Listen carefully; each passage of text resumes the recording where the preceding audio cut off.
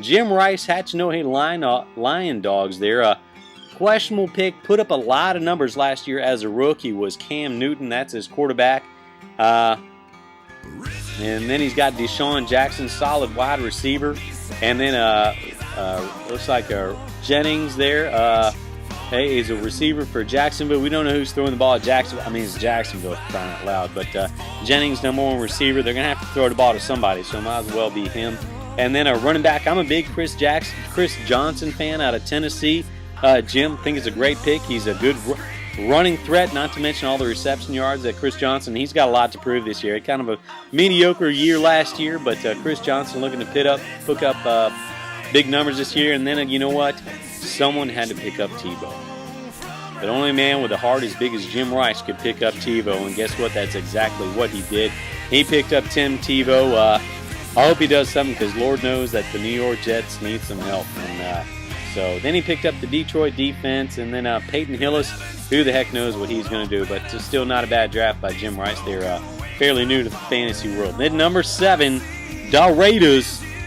Chief Radford down there. He's going to be enjoying the tropic life with Chief feasting down there in Kadena. So I don't know how much time either one of those guys are going to have to pay attention to the fantasy season this year. I mean, I know they've got scuba lessons, and they've got plenty of pictures of coral to take, and probably clownfish, and who the heck knows. But anyway, the Raiders put 7th in the draft. He had Matt Schaub. He puts up lots of numbers, but he only plays about 13 games a year. So durability is a question for Matt Schaub. It's still a solid pick. He puts up solid numbers when he does play. He picked up Mike Wallace, holdout.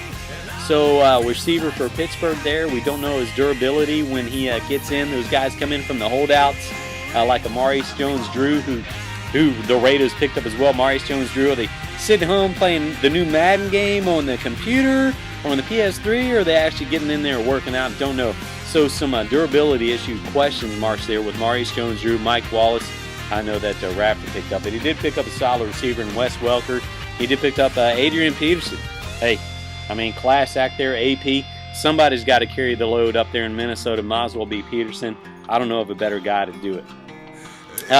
Another great pick, in my opinion. I think an outlet for RG3 is the Raiders tight end Fred Davis. Guess what? When RG gets in trouble, he's going to have to dump the ball off to someone, and one of the better tight ends in the league, in my opinion. Of course, this saying things, but Fred Davis for the Redskins is a good pick.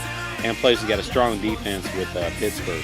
Coming in #8, fellow Chief down at Kadena, sipping on Mai Tais, getting the scuba lessons. Who knows what Chief Easton's doing in there? Virgin Pina Coladas out of Chief, Jay Cutler. Really? For Chicago?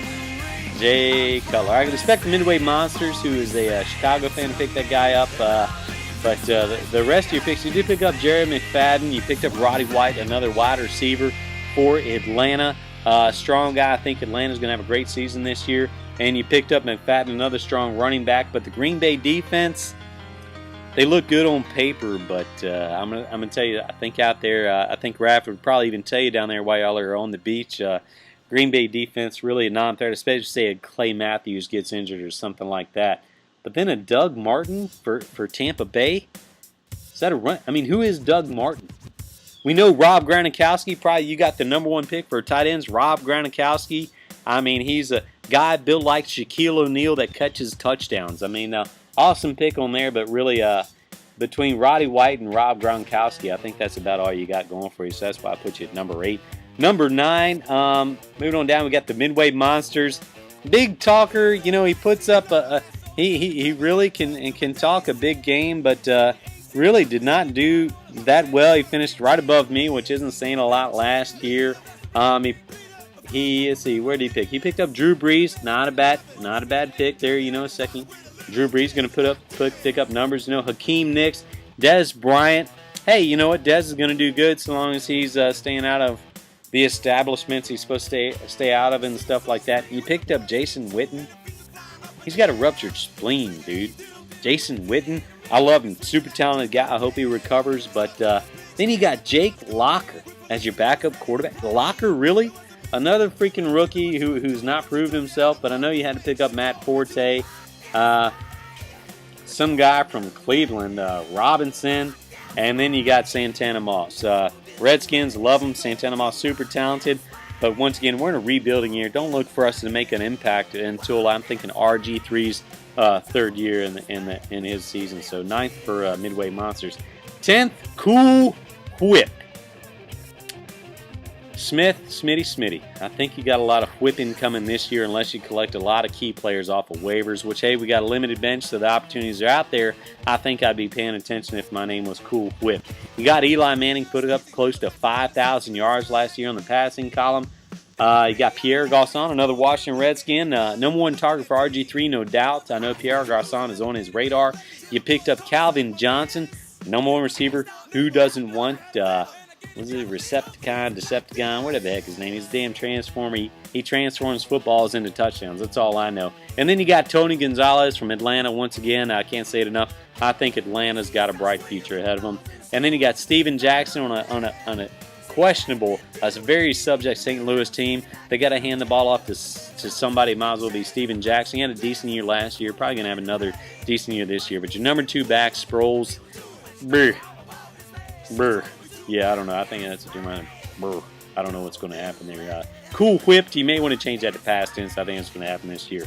Number 11, J-Bar. I'm a little disappointed here, but you know, just like QA has to have integrity and making an honest evaluation. I have to do that with you there. You know, you made lots of money for us in the AMU, but the QA side of the house, not looking so hot. You got Tom Brady, a number 1 pick there. I think Tom Brady's going to make you a lot of money. But then Percy Harvin from Minnesota. Who's giving the ball to Percy? I don't even know. He's going to know which way he's running. But the quarterback's not going to go left or right. It's Chris Ponder up there. They're playing on AstroTurf. Who the heck knows what he's going to... And then you picked Reggie Bush of the Miami Dolphins. Anyone from the Miami Dolphins spells destruction and doom. I think you're going to have another losing record. You might not finish in the basement this year. Going to be close there, too. And then you back up Freeman from Tampa Bay. Yeah, nothing going. I do like your home team. At least I know you're a damn Cowboys fan from Philadelphia, but you did pick up their defense there. So hey, hats off to you from a little bit of a home team pride there. You picked up the Philly defense, and you know what? I don't know, J-Bar. Between QA and you being a Cowboy fan from Philly, yeah, 11th is about the right thing. And hey, you know what, Tom Brady, I don't know if he can carry your team or not. But and then finishing in the basement, the only guy I know that finished, you know, he's a former auto draft champion, and now he picks up Terrell Owens. Terrell Owens, you did get rid of him this week, but Mark Steel Grinders, I know you must be putting in 60 or 80 hours a week there in the steel business and whatever you're doing out there. But to pick up T.O., I mean, I picked up Randy Moss. You know what? I'll admit that. I think Randy's going to catch some passes here, but T.O., yeah, buddy.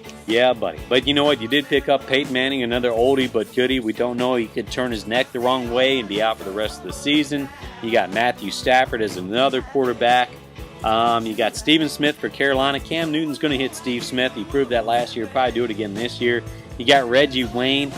I don't know about Andrew Luck, if he's going to be able to handle the pressure of the NFL to hit Reggie Wayne very much.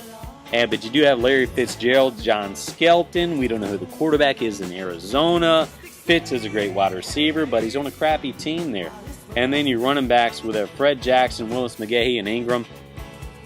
Good luck with that. But Mark, you know what? I mean, you are a previous champ. Every year you will receive the previous champ's provision like in NASCAR. So you've always got an invite back to Fantasy Weasel football. But that's about it there, boys. Hope everybody's having a great weekend. I miss all of you guys. I miss Misawa, the job here in Robbins. I'm in a only military guy in about a squadron of about 750 civilians with a union, so it's a challenge.